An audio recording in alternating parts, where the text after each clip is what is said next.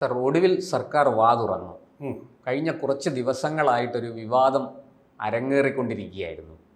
Shirt ധരിച്ച് ക്ഷേത്രത്തിനുള്ളിൽ പ്രവേശിക്കാം.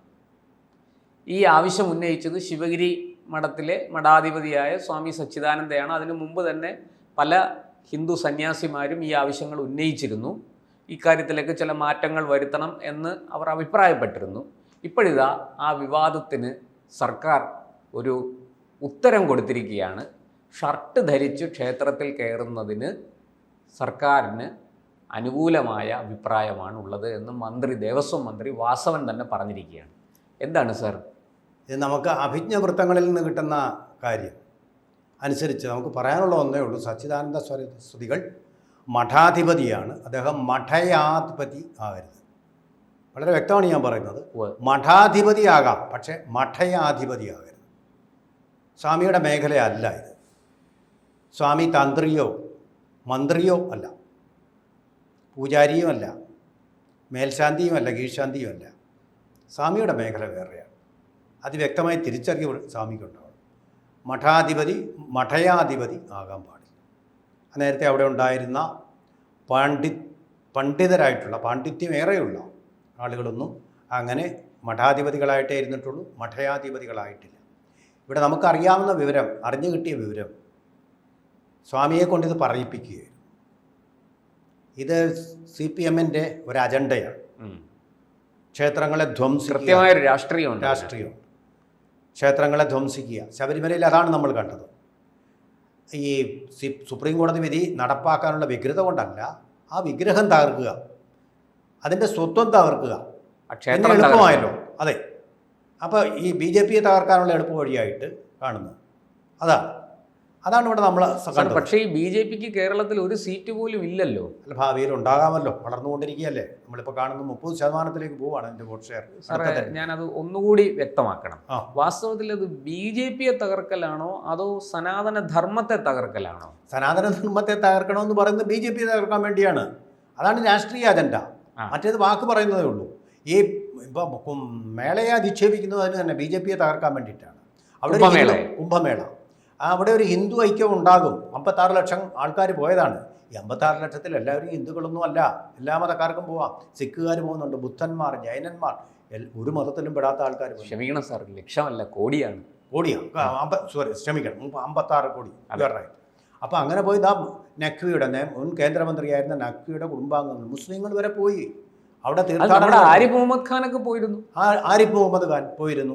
ഇവരൊക്കെ മുസ്ലിങ്ങളല്ലേ, നല്ല ഒന്നാം തരം. ഒരു പള്ളിയിലെ പുരോഹിതൻ അവിടെ വന്ന് ആ വെഞ്ചരിക്കൽ കർമ്മമൊക്കെ നടത്തി നദിയിലിറങ്ങി, ഗംഗാ നദിയിലിറങ്ങി സ്നാനം നടത്തുന്ന ആ വീഡിയോ വലിയ വൈറലായി. ഔദ്യോഗികമായ പാതിരി വേഷത്തോടു കൂടി കുരിശുമാലയുമായി പോയി. ആരെങ്കിലും തടഞ്ഞോ? ആരും തടഞ്ഞില്ല. അദ്ദേഹം ആത്മസംതൃപ്തിയോടെ സായുജ്യമടഞ്ഞു പോയി. ഇതല്ലേ വിശ്വമാനവികതയുടെ, അതുപോലെ തന്നെ മതാതീത നിരപേക്ഷതയുടെ മകനീയമായ ഉദാഹരണം. അതിനെ മൃത്യുമേള, മൃത്യുകുംഭം എന്ന് വിളിച്ച ഡംഭിന് നമ്മൾ എന്ത് മറുപടിയാണ് പറയുന്നത് എന്ന് പറയുന്നത് പോലെയാണ്. മമതാ ബാനർജിയാണ് അത് പറഞ്ഞത്. അതിന്റെ ചുവട് പിടിച്ച് കേരളവും ഏതാണ്ട് കേരളത്തിലെ കമ്മ്യൂണിസ്റ്റുകാരും ആ തരത്തിൽ തന്നെയുള്ള പല ആക്ഷേപങ്ങളും ചുരിയുകയാണ്. മന്ത്രി VN വാസവന് തന്ത്രിയുടെയോ മന്ത്രിയുടെയോ ഒന്നും ചുമതല കൊടുത്തിട്ടില്ല. ഒരു ക്ഷേത്രത്തിൽ ഷർട്ടിട്ട് പോകണോ വേണ്ടയോ എന്ന് തീരുമാനിക്കുന്ന അവിടുത്തെ തന്ത്രിയാണ്. അതെങ്കിലും മനസ്സിലാക്കണം മിസ്റ്റർ VN വാസവൻ. താങ്കൾ ദേവസ്വം മന്ത്രിയാണല്ലോ. എന്താചാരപ്രകാരം അത് തീരുമാനിക്കേണ്ടത് മഠാധിപതിയല്ല. ഇപ്പോൾ തന്നെ ധാരാളം ക്ഷേത്രങ്ങളിൽ ഷർട്ടിട്ട് പോകാം.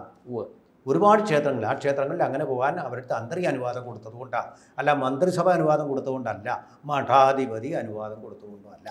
ഇവിടെ ഇപ്പോൾ സംഭവിച്ചത്, ഈ മന്ത്രി സച്ചിദാനന്ദ സരസ്വതി ഇങ്ങനെ പറയണമെന്ന് പറഞ്ഞു. ചെമ്പഴത്തി കട്ട മാർക്സിസ്റ്റുകാരനായ ഒരാളുണ്ടത്രേ. അദ്ദേഹം ദൂതനായിക്കൊണ്ട്, അദ്ദേഹം അംശമായിക്കൊണ്ട് സച്ചിദാനന്ദ സ്വാമികളോട് ഇത് പറഞ്ഞു കൊടുത്തു. ചെവി ചെന്ന് ഇങ്ങനെ പറയണം. അദ്ദേഹം അതുപോലെ ആവർത്തിച്ചു. അങ്ങനെ ചെയ്യേണ്ട ആളാണോ?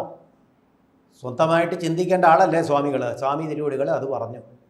എന്നിട്ട് സ്വാമി പറയുന്നത് എന്താണെന്നറിയാമോ? ഞാൻ പറഞ്ഞത് VN വാസവൻ അംഗീകരിച്ചത്. നിങ്ങളാരാ? രാഷ്ട്രീയ പാർട്ടിയുടെ ആളോ? നിങ്ങൾ മഠത്തിൻ്റെ ആളല്ലേ? ഈ മഠേത്തരങ്ങൾ പറയാതെ ഒരു മന്ത്രിയുടെ അംഗീകാരത്തിന് വേണ്ടി ഇരിക്കുന്ന, അതിന് കീഴിലുള്ള കീഴ്ജാവനൊക്കെ പേഴ്സണൽ സ്റ്റാഫിൽപ്പെട്ട ആളാണോ നിങ്ങൾ? അതെ. അല്ലെങ്കിൽ അദ്ദേഹത്തിൻ്റെ പാർട്ടിയിൽപ്പെട്ട MLA-യോ, അതല്ലെങ്കിൽ ആ പാർട്ടിക്ക് വേണ്ടി കൊടി ചുമക്കാനും കൊടിമരം ചുമക്കാനും വെള്ളം കോരാനും നടക്കുന്ന, ചുവരിൽ എഴുതാനും നോട്ടീസ് ഒട്ടിക്കാനും നടക്കുന്ന ആളാണോ നിങ്ങൾ? അല്ലല്ലോ. നിങ്ങൾ ഈ മാനവികത, അതുപോലെ മതാതീയമായ ആത്മീയത, ഇതിൻ്റെയൊക്കെ ഊർജം ലോകം മുഴുവൻ പ്രസരിപ്പിക്കാൻ വേണ്ടി നിയുക്തരായ ആൾക്കാരല്ലേ? അതെ. ആ തരത്തിലല്ല. ഒരു ക്ഷേത്രമെന്ന് പറയുന്നത് പോലും അപ്രസക്തമാണ്. അജ്ഞനായ നിങ്ങളെപ്പോലെ പണ്ഡിതരല്ലാത്ത ആൾക്കാർക്ക് ഒരു ദർശനം ആവശ്യമാണ്. ദർശിക്കാൻ വേണ്ടി അവിടെ ക്ഷേത്രത്തിൽ പോകുന്നു. അത് ഉടുപ്പിട്ട് പോയാലെന്ത്, ഉടുപ്പില്ലാതെ പോയാലെന്ത്? ഈശ്വര ആരാധനയ്ക്കുള്ള ഒരു സ്ഥലം. ചെരുപ്പിട്ട് പോയാലും നിങ്ങൾ നാളെ പറയാം, ചെരുപ്പിട്ട് കൊണ്ട് ക്ഷേത്രത്തിൽ കയറാൻ അനുവാദം കൊടുക്കണമെന്ന്. ചെരുപ്പ് ഇട്ട് ഇപ്പോൾ പഴവങ്ങാടിയിലൊക്കെ മോഷണം പോകുന്നത് ചെരുപ്പിട്ട്. അതിലൊന്നും അല്ല കുഴപ്പം. ഈ ശുദ്ധ മനസ്സ്, നിങ്ങൾ പറഞ്ഞിരിക്കുന്നത് ശുദ്ധ മനസ്സോടെയല്ല, ദുഷ്ട മനസ്സോടെയാണ്. ഒരു ആചാരത്തെ തകർക്കാൻ, ഈ സനാതനധർമ്മത്തെ തകർക്കാൻ ഒക്കെ വേണ്ടിയിട്ട് ആരോ പറഞ്ഞ വാക്കുകൾ ആവർത്തിക്കുകയാണ്. അതുകൊണ്ടാണ് നിങ്ങൾ ഉദയനിധി സ്റ്റാലിന് സ്വാഗതം ആശംസിച്ചുകൊണ്ട് ഒക്കെ എഴുതി വെച്ചത്. നിങ്ങളെ ആ ചുമതല ആരും ഏൽപ്പിച്ചിട്ടില്ല. സ്വാമികൾ അത് മനസ്സിലാക്കണം. നിങ്ങളുടെ പാവനത്വം, നിങ്ങളുടെ ദിവ്യത്വം നിങ്ങൾ നശിപ്പിച്ച് കളയുക. അതാണ് ചെയ്തുകൊണ്ടിരിക്കുന്നത്. ഇനി സാർ, ഈ ദേവസ്വം മന്ത്രി ഇക്കാര്യത്തിൽ വാസ്തവം പറഞ്ഞാൽ അദ്ദേഹത്തിന് അഭിപ്രായം പറയാനുള്ള അവകാശമില്ല, അധികാരമില്ല ഇക്കാര്യം. പറഞ്ഞതുപോലെ ആ ക്ഷേത്രത്തിലെ തന്ത്രിയും അവിടുത്തെ ഭരണസമിതിയും അവിടുത്തെ ഭക്തരും ഒക്കെ ചേർന്ന് തീരുമാനിക്കേണ്ട ഒരു കാര്യമാണ്. ഷർട്ടിട്ട് കയറണോ കയറണ്ടയോ എന്നുള്ളത്, ഊരിയിട്ട് കയറണോ എന്നുള്ളത്.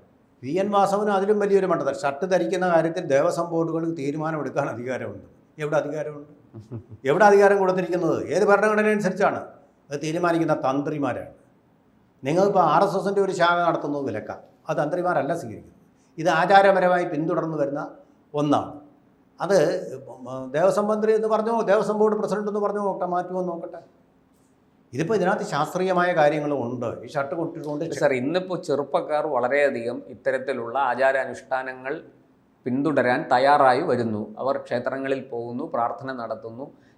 എന്നെ അത്ഭുതപ്പെടുത്തിയത് ഈ വരുന്ന ചെറുപ്പക്കാരായ ആൾക്കാരെല്ലാവരും, ആണുങ്ങൾ, ഷർട്ട് ഊരി ഒരു പരാതിയും കൂടാതെ അങ്ങനെയുള്ള ക്ഷേത്രങ്ങളിൽ അകത്ത് പ്രവേശിക്കുന്നു. അല്ലാത്തവർ നാലമ്പലത്തിന് പുറത്തു നിന്ന് ദർശനം നടത്തിയിട്ട് മടങ്ങുന്നു.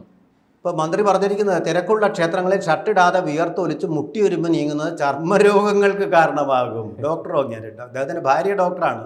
പക്ഷേ ഇദ്ദേഹം ഡോക്ടറായത് അറിഞ്ഞില്ല. പല ഭക്തന്മാരും ബുദ്ധിമുട്ട് നേരിട്ട് അറിയിച്ചിട്ടുണ്ട്. പല ഭക്തന്മാരും, കോടിക്കണക്കിന് ഭക്തന്മാർ, അവരെല്ലാം കൂടെ പറഞ്ഞിട്ടില്ലല്ലോ. ചിലർ അറിയിച്ചാൽ ഉടനെ അങ്ങ് മാറ്റി കൊടുക്കാനിരിക്കുകയാണ് ഗവൺമെൻറ്. തമിഴ്നാട്ടിലും കർണാടകയിലും ക്ഷേത്രങ്ങളിൽ ഷർട്ടിട്ട് കയറാം, ആയിക്കോട്ടെ. ഉത്തരേന്ത്യയിലും ആകാം. സ്ത്രീകൾക്കും പ്രവേശനമുണ്ടല്ലോ അവിടെ ക്ഷേത്രങ്ങളിൽ. എന്തേ ശബരിമലയിൽ നിങ്ങൾക്ക് നടപ്പാക്കാൻ കഴിഞ്ഞില്ലത്? അത് മനസ്സിലാക്കണം. ഇവിടെ അദ്ദേഹം ഈ ശാസ്ത്രീയ വശം പറഞ്ഞതുകൊണ്ട്, അദ്ദേഹത്തിൻ്റെ ഭാര്യ ഡോക്ടറാണത്, ചോദിച്ചു നോക്കട്ടെ. നിങ്ങളൊരു ഷർട്ടിട്ട് പോകുന്നു, ആ ഷർട്ട് വേർപ്പ് വരില്ലേ? അതെ. ശരീരത്ത് വേർപ്പ് കൊണ്ടുപോയാൽ ദുർഗന്ധം ഉണ്ടാവില്ല, ശരീരത്തെ മാത്രം. ഷർട്ട് ഇടുമ്പോഴാണ് ആ വേർപ്പ് ബാക്ടീരിയകളുടെ ഒരു ആവാസ കേന്ദ്രമായിട്ട് മാറുന്നത്. എന്തുകൊണ്ടായി നാറ്റം വരുന്നത്? ഷർട്ടിടുമ്പോൾ വേർപ്പിന് ബാക്ടീരിയകൾ കയറുന്ന പ്രവർത്തിക്കാനുള്ളൊരു സാഹചര്യം ഈ ഷർട്ട് ഉണ്ടാക്കുന്നതുകൊണ്ടാണ്. പണ്ടത്തെ ആൾക്കാരൊന്നും ഷർട്ടിടായിരുന്നല്ലോ, ഷർട്ടിടുമായിരുന്നില്ലല്ലോ. ഒരു നേരിയതോ തോർത്തോ അവരെ ദുർഗന്ധം ഉണ്ടായിരുന്നു ഏതെങ്കിലും തരത്തിൽ. ഏത് വെയിൽ കൊണ്ടാലും, വെയിൽ വന്നാൽ ഒരു വീശുവാളെടുത്ത് വീശും. എന്തെങ്കിലും ദുർഗന്ധം നമ്മൾ അനുഭവിച്ചിട്ടുണ്ടോ? ഇന്ന് നിങ്ങളൊരു ബസ്സിൽ കയറി അടുത്തിരിക്കുന്ന ആൾ വേർത്താണ് വരുന്നതെങ്കിൽ ആ നാറ്റം കൊണ്ട് നമുക്ക് തല കറങ്ങും. അതുപോലെ നാറ്റമാണ്. എന്തുകൊണ്ടാണ്? ബാക്ടീരിയകൾ അവിടെ കയറി പ്രവർത്തിക്കുക. ബാക്ടീരിയകളുടെ പ്രവർത്തനം കൊണ്ടാണ്. അപ്പോൾ ഈ ബാക്ടീരിയയാണ് രോഗങ്ങളെല്ലാം ഉണ്ടാക്കുന്നത്. അത് കൂടുന്നത് ഷർട്ട് ഇടുമ്പോഴാണ്. ആ ഷർട്ടിൽ നമ്മൾ കൈകൾ കൊണ്ട് തൊട്ടാൽ പോലും ആ ബാക്ടീരിയകൾ നമ്മുടെ കയ്യിലേക്കും വരും. അതുകൊണ്ടാണ് എവിടെ പോയാലും സോപ്പിട്ട് കഴുകണമെന്ന് പറയുന്നത്. പണ്ട് സോപ്പിട്ട് കഴുകാതെ തിരിച്ചു വരാവുന്ന ഒരിടമായിരുന്നു നമ്മുടെ ക്ഷേത്രങ്ങൾ. പരിപാവനം. അത് ഈ ഷർട്ടിടാതെ ചെരുപ്പിടാതെ ഒക്കെ പോയതുകൊണ്ടാണ്.